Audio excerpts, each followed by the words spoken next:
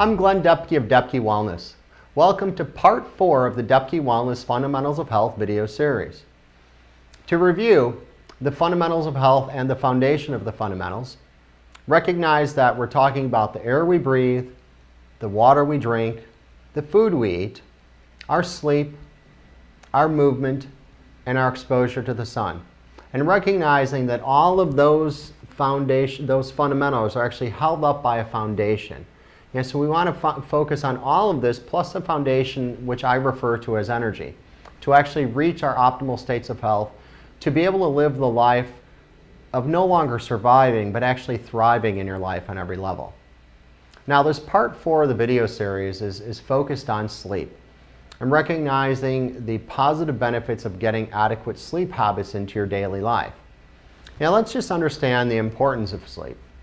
Number one, and first and foremost to me, is that this is when your body is doing most of its maintenance and repair. Those that are practicing multiple other very positive health protocols yet are missing sleep are really missing the boat. They're still not thriving. They're still just surviving because they're missing a significant component. Now, when you're talking about the sleep cycles, we're talking about a very important factor in balancing hormones in the body, human growth hormone, melatonin, testosterone, just to name a few. When you're sleeping is actually when hair growth occurs. It's a major aspect of your immune system function. Yeah, and just recognizing that this is all of utmost importance if you're going to really thrive in this life. Now, with sleep, this is very interesting. Now, a lot of people will recognize out there that, optimally, we want approximately 8 hours of sleep.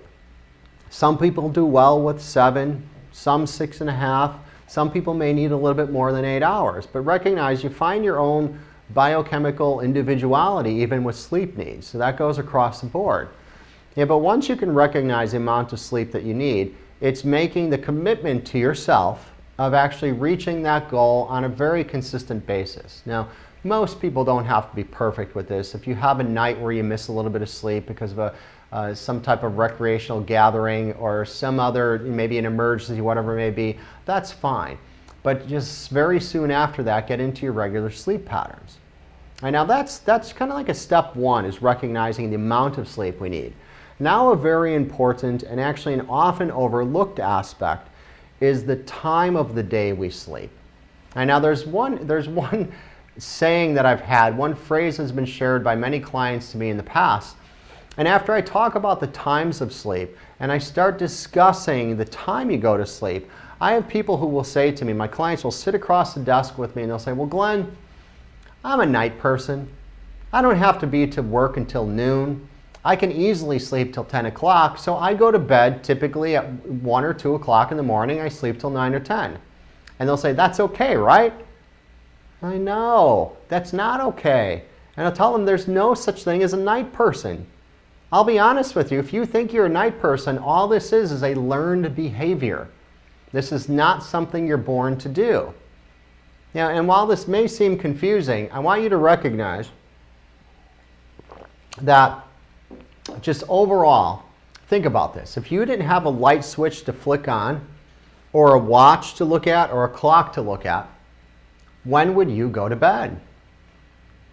And it's an obvious answer. If you didn't have these gauges, you would go to bed not long after the sun would go down. And from a natural perspective, there's a hormonal shift when the sun goes down that within about 2 to 3 hours after the sun actually sets, you would be in a nice, relaxed, restful state where you would lay your head down on your pillow and you would almost immediately just fall asleep. That's the pattern that we would be living in. Now, if you think about that, that's going to bed. Now, let's talk about when you would wake up. Now, it would make sense. If you're going to bed a few hours after the sun would go down, doesn't it make sense that you would wake up when the sun would come up? And of course it does. See, but who's doing that on a consistent basis? And let's look at the natural aspect of this. You see, it's all tied into hormones in the body as far as you waking up at the proper time.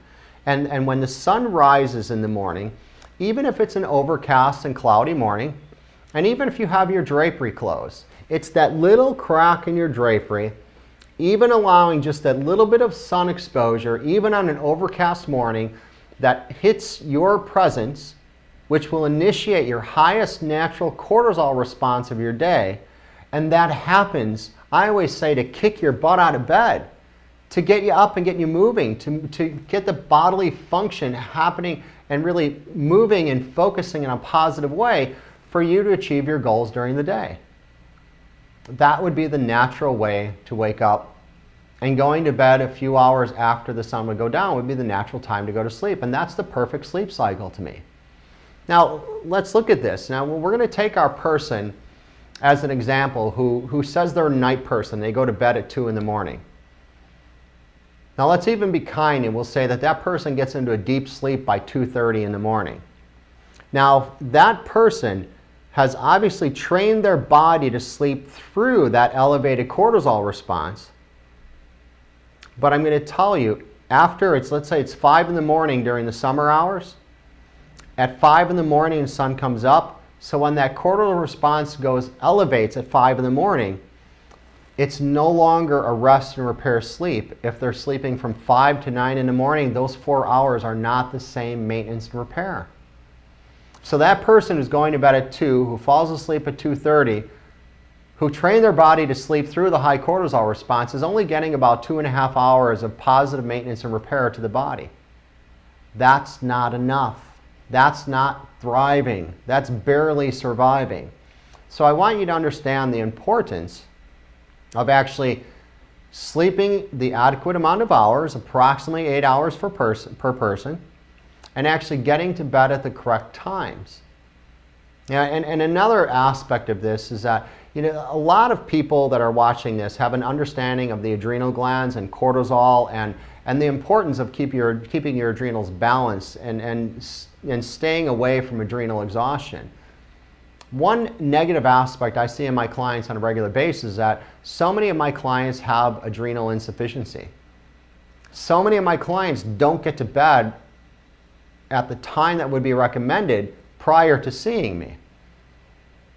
The prime time of healing and repair and balance of your adrenals is between 10 p.m. and midnight.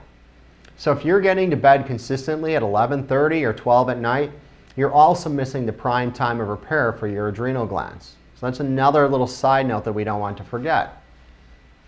So now let's look at this as far as some challenges with why you can't get to sleep. Understanding that excessive cortisol production will create challenges in your actual sleep cycles. Cortisol is a hormone that you produce when you're under mental and emotional stress. It's a hormone you produce due to inflammation in your body. But I also want you to understand it's a necessary hormone for normal and healthy bodily function. You just don't want it to be produced in excess. It will affect your sleep patterns. Recognizing that consuming alcohol will affect your sleep patterns. If you are consuming alcohol, make sure that every time you have your next drink, you have a whole glass of water in between anything else that you drink. That's so important to actually help alleviate some of the effects of alcohol. Coffee and any type of caffeinated beverage definitely plays a role in restricting your sleep patterns. And just recognize the importance of creating the optimal sleep for yourself. Now, one of the common questions that I see or challenges I see with my clients is that they come in and they say, well, I can't go to bed earlier. I can't get to bed before midnight. And you know what? If I get to bed before midnight and I get in bed at 10 o'clock, I just lay there thinking about everything and my mind just goes crazy and I can't go to sleep. So the other aspect of this is really creating the pre-sleep routine. And what I call this is you have the shutdown period 1 hour before you go to sleep. So what I mean by the shutdown period is you really want to really separate yourself from the chaos of life for that hour before you go to sleep. So that means you turn off the TV, you turn off your cell phone, you turn off your computer, turn off all electronics that are surrounding you in your daily lifestyle, and actually do some things that are different. How about taking a hot bath, reading a good book, Maybe taking out a notepad and putting down what you're going to accomplish the next day. And one thing I always tell everybody, when you're putting down and creating a to-do list for your next day, don't forget to put to-do that you need to relax and you need to play in there also. You know, most people, their to-do list is all things that they really just have to do. Well, you have to play and you have to rest, so actually include that. Yeah, but how about taking that hour before you go to bed and actually having a loving conversation with somebody within your relationship, whether it be your spouse or boyfriend, girlfriend, or having some type of conversation with your children, or just taking that time to just simply relax. Sit in the chair, just enjoy breathing. If you have a massage chair, sit in a massage chair. Just do anything to actually allow yourself to shut down that 1 hour before you go to bed. That will actually help you get into the place to where when you lay your head down, you don't have all of these thoughts and all this chaos going through your mind. So that's one good way to really help yourself get to bed at the correct time. And we're going to finish by talking about how you can actually wake up in the morning. What's one of the worst things that you want to hear at 5:30 in the morning?